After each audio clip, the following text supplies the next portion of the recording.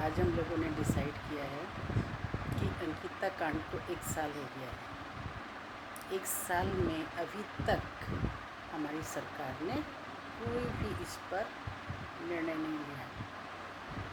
जिस समय ये कांड हुआ था अंकिता का 18 तारीख तो एप्लीकेशन गई थी पटवारी के पास में, खुद मालिक ने ही दी थी। तो 18 तारीख तो उसका मान के चल रहे हैं, पर वास्तव में देखा जाए तो अंकिता कांड को अगर इन अपराधियों को सख्ताई से पूछा जाता और इनको न्यायिक हिरासत में न रखा जाता और सीधे इनको लक्ष्मण झूला चौकी में ही आज 18 नहीं मतलब 19, 20, 21, 22, 23 तारीख को अगर पूछ लिया जाता तो मैं ये सत्य बता रही हूँ कि अंकिता मरी नहीं है, बल्कि उसको बेच दिया गया था। क्योंकि वहाँ के जो बच्चे थे वो खुद बता रहे थे कि जैसे ही अंकिता को ले गए तो उसके बाद इनके पास में एक काली ब्रोलो काली कोई बहुत बड़ी गाड़ी थी, उसमें 4 लड़के थे, वो भी उनके पीछे पीछे गए और उसके बाद न वो गाड़ी दिखी न वो लोग आए और न अंकिता आई। और इन्होंने झूठ बोला कि हमने धक्का दिया, क्योंकि जिस दिन अंकिता मिली है उसकी डेड बॉडी मिली थी।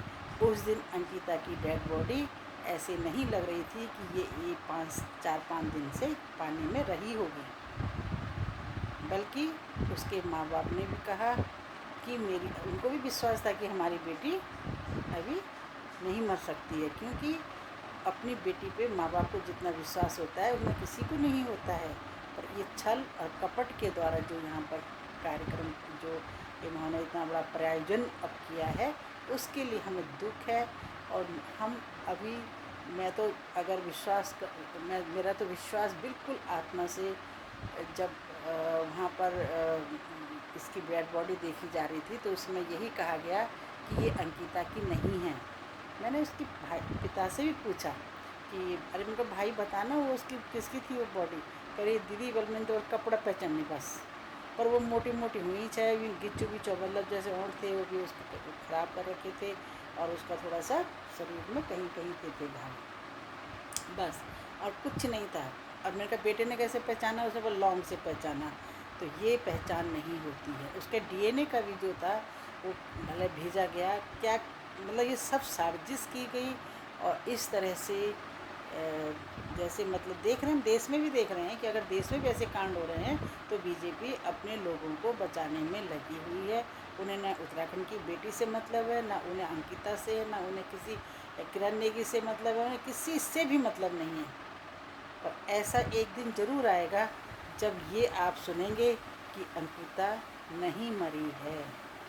उसकी माँ की आत्मा से अगर पूछा जाए, रोती है, वो बिलखती है, बहुत ख़राब लगता है। मैं तो ज़्यादा अब मतलब बहुत ज़्यादा मुझे इतना वो लगता है कि हमने 1.5-2 महीने तक जो यहाँ पर मेहनत करी थी, पर कुछ चाटुकार लोगों ने फंस करके इसको इधर से उधर केस को इधर उधर के, अगर वही 1-1.5 महीने वो जैसे हमने यहाँ बुला दिया था यहाँ आ जाते तो इसकी या सरकार की भी और जो था न्याय मिलता। इसको सीबीआई की जांच तक इन्होंने नहीं होने दी। अल्लाह भगवान, अब पता चल रहा है ना कि जो काम अब सोच रहे हैं लोग वो हमने उसी दिन सोच लिया था, ऐसे करो ऐसे करो, नहीं माने।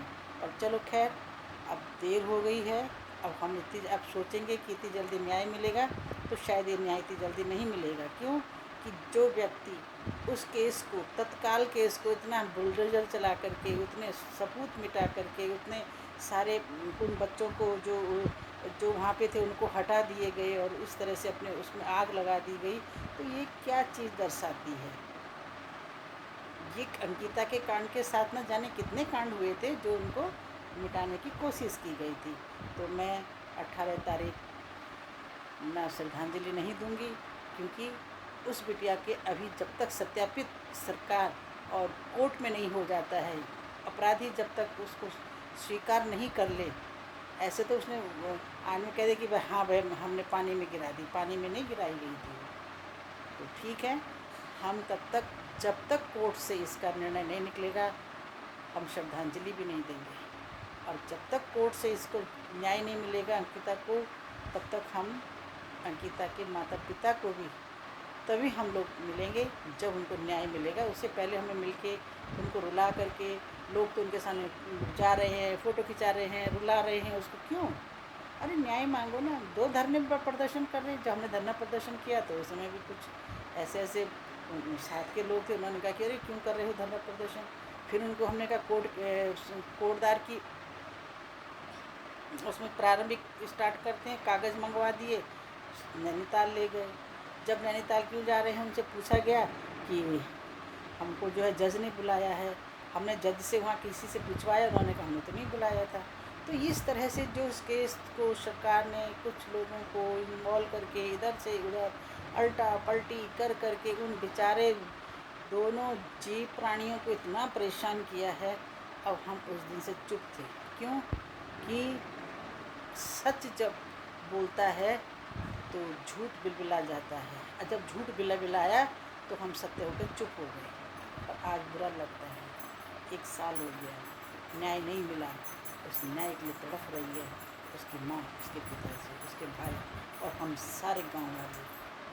इसलिए मैं उसको श्रद्धांजलि नहीं दूंगी, परंतु ये ज़रूर आज हम निर्णय करेंगे कि जब तक इसको वो नहीं न्याय नहीं मिला तब तक कोई भी हम लोग चैन से बैठने वाले नहीं हैं। अपने अपने स्तर से सब लगे हुए हैं।